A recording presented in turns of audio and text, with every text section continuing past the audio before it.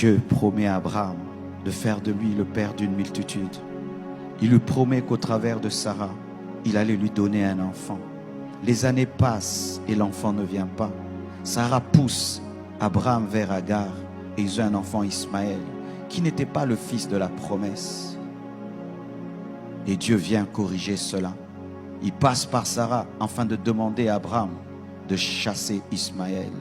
Ismaël est le symbole de la volonté permissive, de quelque chose que tu as fait parce que tu étais impatient, d'une relation dans laquelle tu es parce que tu as forcé dans la chair, d'une chose que tu trimbales dans ta vie mais tu sais que ce n'est pas le plan parfait de Dieu. Et Dieu t'a toujours dit d'ôter cette chose de ta vie. Et certains, ils attendent le soir pour enlever Ismaël de leur vie alors que c'est le matin. Il y a quelque chose dans ta vie qui n'est pas la volonté de Dieu. C'est Ismaël. Dans des moments charnels où tu avais perdu ta vie de prière, ton intimité avec Dieu et ta foi. Tu as fait des alliances, tu as engendré des choses, tu as commencé des choses. Mais tu te rends compte quand tu deviens spirituel que ce n'était pas le plan de Dieu. Et Dieu te dit d'enlever Ismaël. Et c'est le matin. Ismaël peut être même un ministère que tu as commencé, mais ce n'était pas le plan de Dieu. Ismaël, ça peut être un fiancé avec lequel tu es, mais ce n'est pas le plan de Dieu. Ismaël, ça peut être une affaire dans laquelle tu es, mais ce n'est pas le plan de Dieu. Ismaël, ça peut même être une maison dans laquelle tu habites, mais ce n'est pas la volonté parfaite de Dieu. Ismaël est un enfant, mais il n'est pas la promesse. Quand tu as Ismaël dans ta vie, plus tôt tu te débarrasses de lui, plus tôt Isaac grandira, car la présence d'Ismaël met mal à l'aise Isaac. Qui est Ismaël dans ta vie? Un amoureux de Dieu ne tarde pas d'enlever Ismaël. Tôt le matin, il enlève Ismaël. Quand tu te rends compte dans ta vie que ce que tu pensais être le plan parfait de Dieu n'est pas le plan parfait de Dieu, tu peux dire à un fiancé: je pensais que tu étais l'homme de ma vie, mais Dieu m'a dit que moi, je serai une grande servante de Dieu. Je ne peux pas épouser un païen.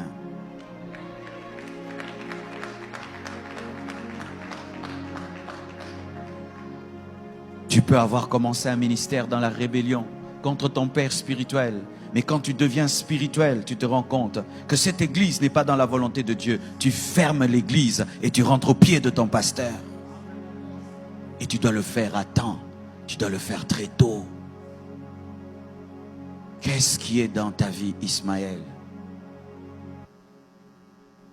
Lorsque tu as Ismaël dans ta vie, voici ce qui va t'arriver. Ce n'est pas Satan qui te combattra, c'est Dieu lui-même qui va te combattre. C'est lui qui sera ton ennemi numéro 1. Il s'opposera à toi jusqu'à ce que tu comprendras que tu n'es pas plus sage que lui. Enlevez vos Ismaël très tôt. Ne dis pas: je vais le faire dans 1 mois, dans 2 mois, dans 3 mois. Le plan de Dieu va prendre du retard dans ta vie. Je vous assure, mes frères et sœurs, il y a des choses qui prennent 10 ans dans nos vies, alors que ça devait prendre 1 semaine. Tellement que tu as tardé d'enlever Ismaël. Tellement que tu as tardé d'enlever Ismaël. Et Dieu voit qu'Isaac sera en danger. Tant que tu ne lâches pas la volonté permissive, tu ne vivras jamais la volonté parfaite de Dieu. Certains ici, vous êtes dans des relations qui ne sont pas de Dieu. Tu vis dans la même maison qu'un homme qui ne t'a pas épousé. Mais Dieu t'a toujours dit qu'il va te donner ton mari. Mais voici la condition que tu as donnée à Dieu. Donne-moi d'abord mon mari avant que j'abandonne celui-ci. Ça ne marche pas comme ça. Tu lâches Ismaël. Tu dois lâcher Ismaël. Tu dois lâcher Ismaël. Je dis tu dois lâcher Ismaël. Dieu me dit qu'il y a des gens qui sont dans de telles situations, qui sont en train de poser des conditions à Dieu avant d'obéir. Vous allez obéir trop tard.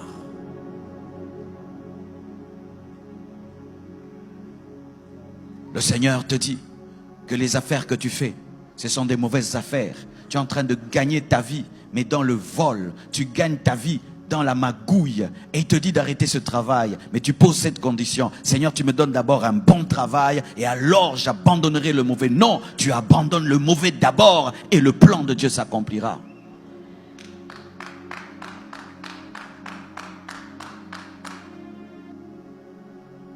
Es-tu dans la volonté parfaite de Dieu? La chose que tu as a été engendrée par quoi? Par l'impatience? A été engendrée par la chair? a été engendré par l'esprit, a été engendré par toi-même. Tu as forcé les choses. Et voilà que tu as Ismaël entre tes mains. Un enfant problématique. Jusqu'aujourd'hui, Ismaël est un problème pour Abraham.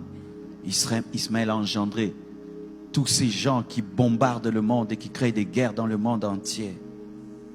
Faites très attention. Obéissez à temps. Vous savez, mes frères et sœurs, lorsqu'une maladie est au début, on peut la soigner très tôt.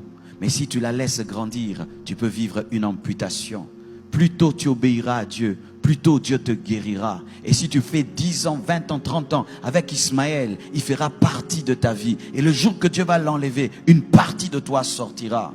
C'est lorsque des gens arrivent jusqu'à avoir des enfants avec un mari d'autrui, des enfants qui ont grandi. Et là maintenant, l'Esprit de Dieu te dit de te séparer. Mais vous voyez le déchirement que ça cause. Ce n'est pas seulement que tu te sépares d'un homme, mais il y a des enfants. Pourquoi? Tu as tardé d'enlever Ismaël de ta vie.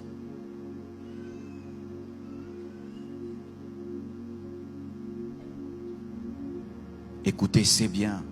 Dire qu'on a bien prêché dans la convention, c'est bien. Mais si nous, après nous avoir écoutés, mes frères, vous ne pratiquez pas ce que vous avez entendu, et vous tardez encore, vos cœurs vont s'endurcir. Les hommes de ce monde disent qu'il faut battre le fer lorsqu'il est chaud. Pendant que l'Esprit de Dieu est en train d'opérer dans ce domaine de ta vie, profite-en pour décider et te libérer d'Ismaël. Abraham aimait Ismaël. Ismaël était son fils. Mais quand l'esprit est passé par Sarah pour l'en défaire, très tôt matin, il a obéi. Pourquoi? Parce que s'il faisait 2 semaines, il allait changer d'avis. Je ne sais pas si ça t'arrive. Des fois, pour faire une chose, il faut vite la faire. Car si tu tardes, le diable va te parler et tu vas trouver des arguments pour rester dans un mal pendant 2 semaines. Et puis 2 semaines, ça fait 1 mois, 1 année, 2 ans, 3 ans. Et tu te retrouves à ta mort. Tu n'as jamais abandonné Ismaël.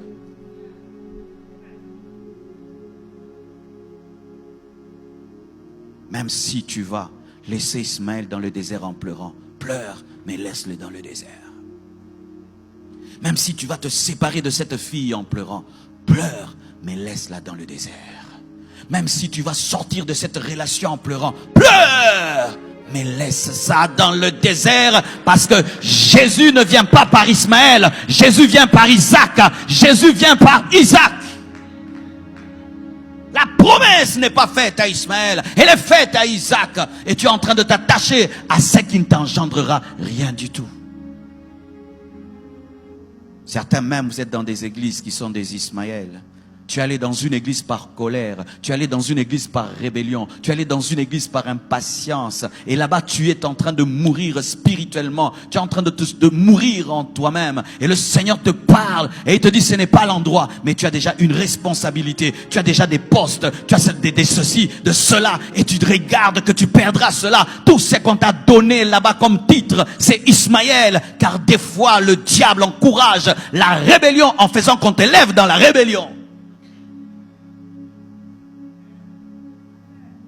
Ismaël, ce sont des faux papiers. Des faux papiers. Tu t'appelles Jonathan, mais dans tes papiers, tu t'appelles Gélor. Des faux papiers. Une vie de mensonge, où tu mens chaque année et chaque mois. Ismaël, une vie qui n'est pas ta vie. Lorsque tu regardes ta vie, est-ce que c'est ta vraie vie? Aimes-tu ta vie? Es-tu heureux de cette vie que tu as? C'est Ismaël. Tu dois quitter cette vie, mais tu dois décider quand? Le matin. Maintenant.